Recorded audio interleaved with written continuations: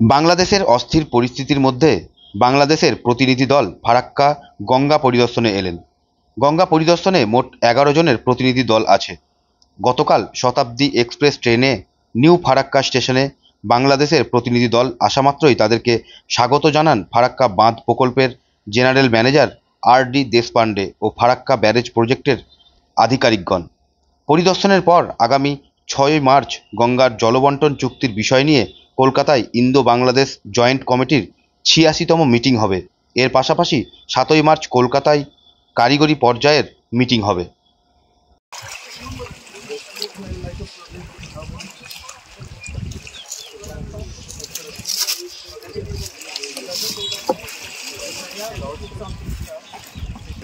तो 5,000 मिलेगा समझो ना।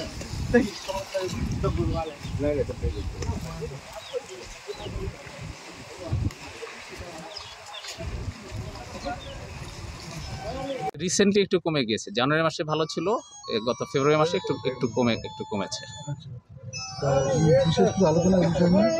না, জল কমেছে, এটা ন্যাচারাল। জল কমেছে, এটা কোনো বছর বেশি থাকবে, কোনো বছর কম থাকবে। হাইড্রোলজিক্যাল চুক্তি বাস্তবায়ন হচ্ছে, চুক্তি প্রয়োজনে যে চুক্তি বাস্তবায়ন হচ্ছে।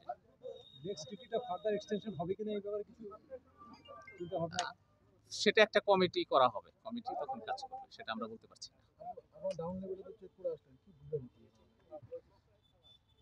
ওখানে ফ্লো মেজার করা হয়েছে, আবার এখানে ফিডার ক্যানেলও করা হচ্ছে।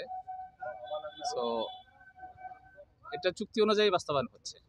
যেটা গঙ্গাতে মেজার করা হচ্ছে সেই পরিমাণ পানি বাংলাদেশে যাচ্ছে, আর যেটা ফিডার ক্যানেলে মেজার করা হচ্ছে এই পরিমাণ পানি কলকাতা যাচ্ছে। নেক্সট উইকে এক্সটেনশন হবে কিনা, এই পর্যায়ে মিটিং কি দিল্লিতে হবে না বাংলাদেশে সাইডে? Venue will be decided letter on, committee করা হলে তখন। এখানে প্রতিনিধি কি কলকাতায় কোনো বৈঠক হবে? এটা রুটিন মিটিং হবে কলকাতায়। এখানে ভিজিটের পরে কলকাতায় মিটিং করি আমরা ৬ তারিখে, রুটিন মিটিং। আপনার শুভ নাম? আপনার শুভ নাম? আপনার নাম? ডক্টর মোহাম্মদ আবুল হোসেন।